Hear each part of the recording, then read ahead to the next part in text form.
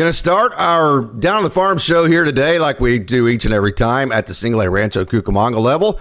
And this is Wilman Diaz. Now, Wilman Diaz has not gotten his offense going on a consistent level as a professional yet. But, hey, he's been all over the top prospects list. He is very talented, and he is one of the young shortstops in the system. Him, Oswaldo Osorio, Sean McClain, Emil Morales. And then you also have Joe-Henry Vargas, and then at the Single A level, you have the Gold Glove winner as far as the minor leagues go from last year, Noah Miller. Then at Double A, you have the extremely talented Alex Freeland. The Dodgers just dealt Trey Sweeney to the Tigers. So, hey, that's why a guy like Alexander Albertus, who was very talented, that's why the Dodgers could be aggressive with somebody like that, because you have so many other young shortstop prospects in the system like Wilman Diaz. Wilman Diaz has been to the top of those guys in terms of being rated as a prospect in the past. So it's good to see him get a couple of hits on Sunday. You see the swing there, nice and flat. Barrel comes through the zone with a long hitting window. So the talent is there. The ability is there for Wilman Diaz. Still just a waiting game to see how consistent he can make his offense. Kendall George is another young man who had a good game on Sunday. Of course, this one right here was hit about 10 miles an hour. But, hey, they all count, right? I mean, that goes into the box score, and it's going to look just like a line drive that next morning. And what I do like about it is that left center field direction. I know the first ball wasn't hit very hard, but left center to right center, opposite field gap to pull side gap. Gap-to-gap hitters are hitters that gather a ton of hits. And when you can run like Kendall George can, gathering a ton of hits is going to be a huge thing because he has such great speed. He's going to be able to steal. He hit a home run about a month ago, and I mentioned at the time, hey, home runs are not going to be something that he ever centers his game around. But as he gets bigger, and I know the velo, high velo, has gotten to him from time to time in his professional career to this point, I do think those are all those situations and those abilities for Kendall George are all going to improve, and they're going to fix themselves as his body just matures and he becomes just older and he gets in, he stays in this professional system where he's lifting weights and he's getting, I've seen it with my own eyes. You get just, matter of fact, whenever I worked the press box in Oklahoma City, I get access to it. The chefs and the food and the nutrition and all of that is just absolutely, it's 5-star quality with the Dodgers. So as Kendall George continues to enjoy that aspect of being a Dodger and being a professional, he's going to get bigger. He's going to get stronger. That's going to allow him to hit some home runs and then get to the higher velo type pitchers. So very exciting to see Kendall George. I always like to highlight him when he does something good so we can just kind of peek in and see how he's doing. Hey, here's another one of those young shortstops. Oswaldo Osorio kind of has that Don Mattingly swing to him, how he just kind of tilts out over the plate. Very Don Mattingly in the sense of how he uses his shoulders and how he gets out over the ball and how his feet really stay fairly still, so do his lower half. And he just has a really quiet swing, really direct to the baseball from a mechanical perspective. Now, when I use examples like that, I'm not saying those players are going to be like that good. I mean, Don Mattingly is one of the best hitters of all time. Just that from a mechanical perspective, their swings kind of set up similar. So super sweet left-handed stroke for Oswaldo Osorio. Another one of these shortstops that made it possible for the Dodgers to be aggressive with an Alexander Albertus and get a return in a win now type of year. Back-to-back multi-hit games for Osorio, and he gets 5 for his last 10. So I wanted to give you a good look at Oswaldo Osorio. This is Mr. 104 himself right here. Ronaldo Yeen was hitting 100 miles an hour again and slammed the door on the Inland Empire 66ers, which are the low A affiliates of the Angels. So always good to beat the Inland Empire Sixers. Yeen had 2 strikeouts, has 32 on the year in 18 innings and an ERA of just 3. I'll be interested, of course, it comes down to control and command like it does for all these guys. But Yeen has been dominant for the most part this year. He hit 104 earlier this year. That's confirmed by the TrackMan. And he has not allowed a run this month in his 7 outings. His average against is just .050 in July, and his whip is .077. And, as it goes, he's given up all year. Check this out. As impressive as that is, he's given up a grand total of 5 hits 5 hits, not 5 runs, 5 hits all year. So Ronaldo Yin, I think he's a little bit maturing past the single A level. I'll be disappointed if he doesn't end up in Great Lakes towards the end of this year. Of course, I have no inside information on that. I never ask about those types of transactional situations, so I don't know any more about that than the next guy. But just watching the dominance of Ronaldo Yin, I think he has probably matured past the Rancho level. We'll see if he ends up at Great Lakes. PaytonMartin had a good start last night. I did not get to see it on video. The video was not working, so I have not actually seen any of what happened last night with my own eyes. This actually is not video from last night, but it's video of Martin. You can see, get a gist of what he looks like whenever he is pitching. So 5 innings last night for the start for PaytonMartin, the young man out of Clemens, North Carolina, who I say it every time I talk about him, can't believe that he went all the way down to the 17th round. 5 innings, 2 hits, no runs. No strikeouts, 4 walks. That no strikeouts, 4 walks is interesting. I have sent a message to PaytonMartin to say, is there anything about last night that you'd like out on a post or whatever? Have not gotten a response back. So as soon as I do, I'll be able to add a little bit more context to his start last night. But hey, this is a good look at PaytonMartin. Although this is not video from last night, typically 4-seam slider curve change, fastball in the 95 to 96.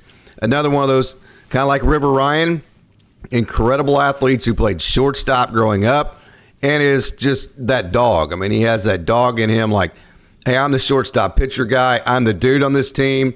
Give me the ball. Let me go win a game. He has that type of dog in him, just like you've seen with River Ryan. So super excited about PaytonMartin. No doubt about it. Good start last night. 5 innings, again, no runs. This is Carson Hobbs, a young man that has really turned it on, is turning into a really nice relief pitcher for the Great Lakes Loons, and there's absolutely no surprise there when Richard De Los Santos and Dave Henderson are at the helm of the pitchers with Great Lakes. They get better, no doubt about it. Hobbs really turned the corner, went 2 innings scoreless last night, gave up no hits, no runs. His ERA so far in July is just 2.84. His whip is 111, and his average against is 208. So Austin Brubaker has seen him quite a bit. So I wanted to ask Austin what he thought about him. Austin said this: he has really impressive stuff. High velo, pairs well with good breaking stuff, and he's building a lot of confidence. You can tell that Dave Anderson is pushing him and believes in him with the situations that he's put him in. He's put him in high leverage situations, no doubt about that.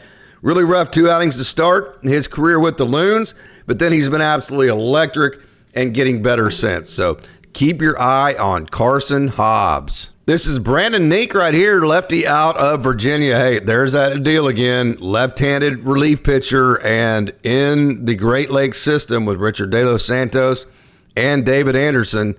Threw another scoreless inning and got his 5th hold of 2024. He's gone scoreless in 5 outings in a row, and in 10 out of his last 11. You can see that sweeping slider, then he can make it a little bit smaller to get it in the zone. Really nice pitch against lefties. You can see also he has a good balk move as a lefty. There's that sweeping slider there for Brandon Neek.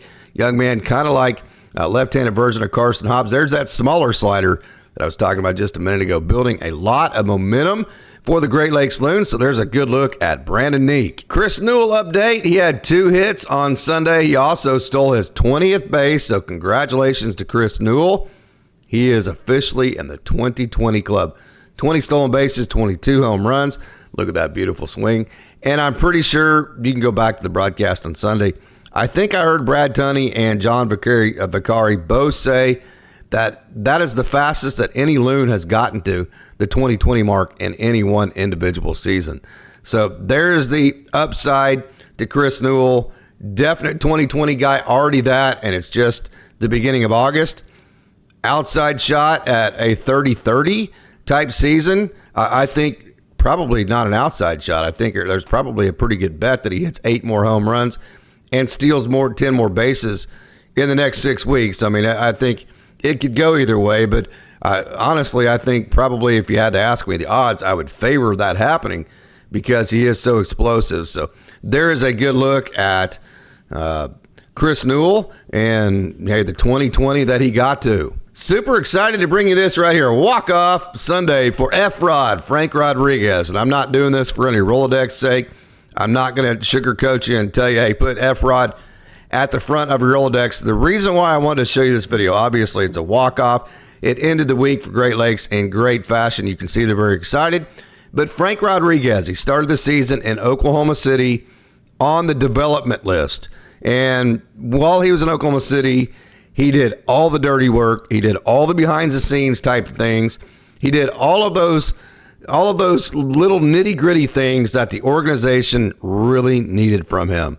So to see him have success and to get to have a moment like this after doing all the things that don't show up on the field and being selfless and giving himself to whatever the organization needs, to see him have this moment and this kind of success really warms my heart, and it really makes me happy that Frank Rodriguez got to experience this, because I can tell you, I met him 3 or 4 times. I had probably 3 to 4 different 5-minute conversations with him when he was in Oklahoma City, and he is just the most wonderful young man. I mean, he is so polite and so nice and so kind, and he is such a great dude. These moments right here, and I know, hey, most people, they like to look at prospects. How are they going to help the big club? If they can't help the big club, they don't give 2 craps about any of these guys unless they feel like they can help. That's fine. That's not how I view this. And so these moments to me are as special as any of them. So congratulations to F-Rod Frank Rodriguez. We showed you just the other day a home run of Dalton Rushing where the ball never entered the screen. I don't see it here either. There it is right there. It actually hit a pillar or something, a light pole or something, and bounced back into the lazy river that they have there in Frisco behind right field. There is the next massive home run in a long line of massive home runs from Dalton Rushing. This is a young man that the Chicago White Sox wanted for Garrett Crochet, and the Dodgers did not want to give Dalton Rushing up. So, and there's a good reason why. We talk about all the time. We have fans. This is one of the complaints that really good fans have of the LA Dodgers team, and that's just that they're not gritty enough. They don't go out of their way to be tough and gritty and scrappy and all that kind of stuff. They're just a little bit too pretty. So if that's your stance with the Dodgers, that is one reason why you ought to be screaming for the mountaintops that Dalton Rushing become a major leaguer for the Dodgers sooner rather than later. He has that Kirk Gibson, I'm going to kick your ass, and if my teammates aren't going to be in the same I'm going to kick your ass mode, I'm going to force them to get into that mode. This guy has that Kirk Gibson mentality, that Kirk Gibson kick ass to them, and not just for himself again. He spreads it to his teammates, and he demands that his teammates play in a gritty, tough, intelligent, and successful way. And he leads from that example. That example that Kirk Gibson led in 1988, Oral Hershiser will say it himself. It was more valuable than anything. Yes, the home run was amazing from Gibson. It was one of the most amazing moments in the history of baseball, not just in Dodgers baseball. That was amazing. But over the course of the whole year, what Gibby really did for the Dodgers, he made them tough. And that's what Dalton Rushing is going to do for any team that he is on. That's why forever I've been screaming as loud as I can. The Dodgers cannot get rid of Dalton Rushing in any case or scenario. And they proved that they weren't willing to do so. They went and got Jack Flaherty instead of Garrett Crochet, and they held on to one of the young men that I deem as one of the most untouchable players in the system, Dalton Rushing. Good to see Jose Ramos get it going on Sunday. Man, it has been a rough year for the young Panamanian. He leads the Texas League in strikeouts. I've got to be totally transparent, and because I say that to say we all know the massively large tools of Jose Ramos, so we know, hey, if he can ever get the swing figured out, and we see there, he's trying to keep it simple. He's trying to not overswing. Let me back that up and kind of go through that again. See how just simple he's trying to keep this swing right there. Just not a whole lot to it. Now, the problem he's had has been kind of, see how he's lifting the hands so severely there? See how, look how he's lifting the hands. So when you do that and then also swing with a negative bat angle, that makes it really tough because you're going to block off a lot of inside pitches.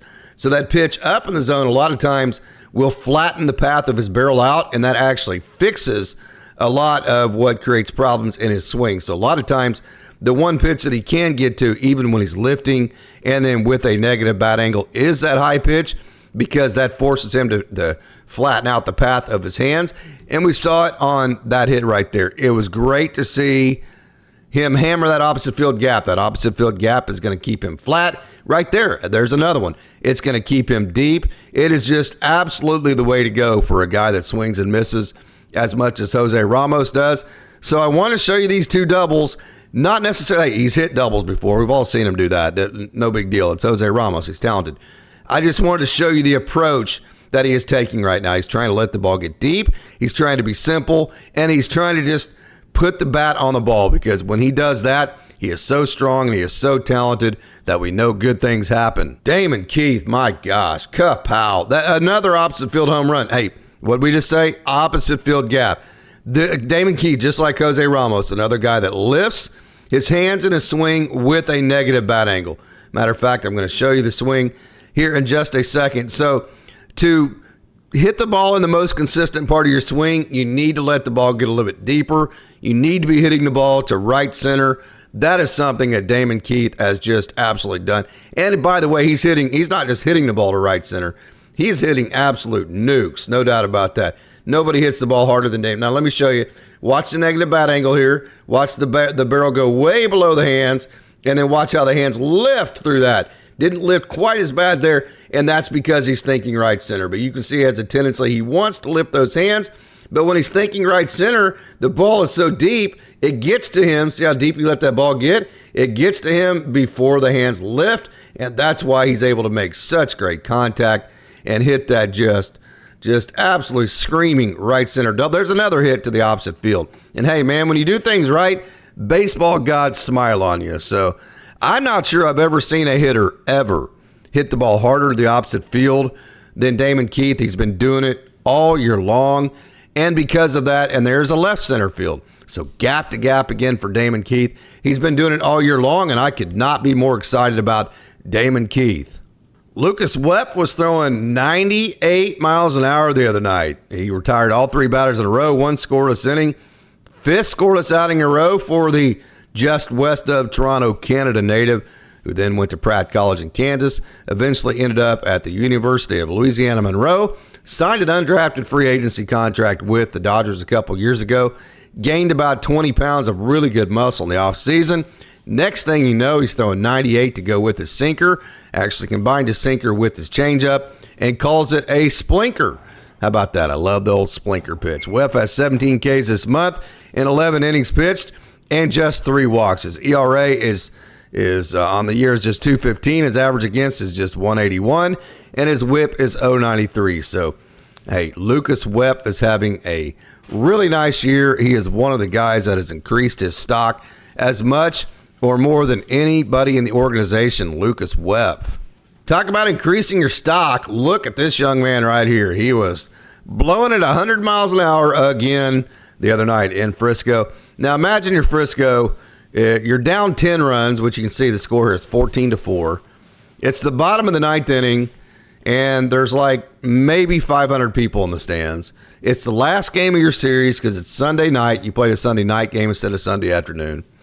And then they bring in Edgardo Enriquez, and you have no adrenaline working for you. You're going to do what that guy did right there. Just kind of take your 3 hacks, walk off the field, and like, screw that. At least the best thing I can say about that is experience is that it's over. No thanks to that. I promise you, the Frisco Rough Riders were not, and especially when you see that slider right there, it's like the hitter's like, okay, whatever. I mean, right there, see that? I mean, you got to gear up for the fastball. And when he throws you that, it's just not even fair. I mean, you can see professional hitters just looking at that and pulling off of it and jerking and all that kind of stuff. And then that hitter right there, that fastball up in the zone's like, hey, I gave it the old college try. And then you throw that slider, you're like, whatever, man. That is just a great pitch. So, hey, wanted to show you the latest and greatest from Edgardo Enriquez, one of my young men. That is one of the most untouchable prospects in the organization. Hey, how about Orlando? Ortiz Mayer gave the 7-inning start to the Tulsa Drillers on Sunday. 3 hits, 1 run, 6 strikeouts, 2 walks. 5th win of the season for Ortiz Mayer. This is a young man that is very, very efficient. As a matter of fact, he only threw 84 pitches in the 7 innings he threw. That's 12 pitches an inning. That's because he pitches to weak contact, and he pitches to weak contact because he does such a great job of sequencing in ways that moves the ball sideways. It keeps hitters off balance. And then not only that, he actually executes and hits his locations and starting points to where the ball can move off of barrels. So I want to show you the great outing of Orlando Ortiz Mayer. Again, 7 innings, 3 hits, 1 run, 6 strikeouts, and 2 walks. Ronin Cop looked really, really good. There's been periods of this season to where it's like, oh, wow, that's like one of the most dominant left-handers in minor league baseball. It's going to be all about consistency for Ronin, no doubt about it. 2 innings, 1 hit, no runs, 2 strikeouts, 1 walk. Second scoreless outing in a row for Ronin. Third out of his last 4 outings and 6th out of his last 8. This is not video from last night, but this is video that I took about a month ago of Ronin live from the stadium. You can see his stuff is very active. It's very explosive. It's very impressive to see in person.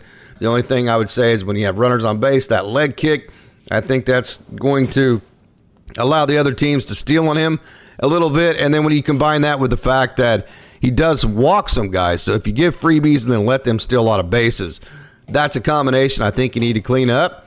But when he is in the zone, he does a lot of that, and that's get the other team to swing and miss. So for some of that, there is some margin for error because he can get himself out of jams because his stuff plays well enough to strike hitters out. You can see Ronin Cop with some confidence there. So good to see Ronin Cop pitching well for Double-A Tulsa. With all the trade deadline moves there were yesterday, the team that took it on the chin the most was Triple-A Oklahoma City. Hey, that's fine. That's why they're there. They're there to feed the Major League Club and to make sure the Major League Club has exactly what they need. I've never seen a AAA team, though, ever come into a game with only 9 position players. That's what happened to AAA Oklahoma City last night. It's unbelievable as that is. And by the way, MichaelGrove, RyanBrasier, and Brusdar Gratterall all through last night. MichaelGrove has actually thrown 4 times for AAA Oklahoma City. That's a good sinker there. See how that ball turned right? And there's his 4-seam. See how that one straightened up? And then there's his little cutter. And then there's another sinker to the outer half. So you saw the entire arsenal. There's that cutter again for MichaelGrove. 1.1 scoreless last night for him. Yet to give up, like I said a minute ago, any runs in the 4 outings that he's thrown. The sinker cutter was very good. You've seen it right there. So moving the ball sideways to create some efficiency. He said in our interview, hey, we have 1 great pitch, the slider, then a couple of other great pitches. So use the other pitches to make your great pitch even look that much more great. So that's kind of the goal for him. He was hitting 97.8 in what was listed as a sinker last night. I never quite trust the baseball savant stuff. I know when I talk to these guys, they're like, yeah, that's not exactly what I was throwing. And I'm like, well, that's what it was listed, that kind of deal. So I'm always very careful until I actually, if I ever do actually get to see what officially they were throwing on the track, man. So, hey, there's a good look at MichaelGrove. RyanBrasier threw for AAA Oklahoma City last night as well. He threw a scoreless inning. That's good to see because, hey, the Dodgers, as we saw in the game last night with the Padres, they could really use some bullpen help. We'll see what Michael Kopech does. Hopefully the Dodgers can get him fixed. He does have a lightning bolt for a right arm. Tonight was his second rehab outing, talking about RyanBrasier for AAA Oklahoma City, and he has not given up a run and has given up just 1 hit. Has RyanBrasier with AAA Oklahoma City to this point. And that's a very hitter-friendly league. Got to 4 pitches as far as pitch types. Only threw 11 pitches, but got to 4 different pitch types. So that's a good thing for RyanBrasier. Mix looked good, so there you go. Continuing on a very successful rehab, RyanBrasier.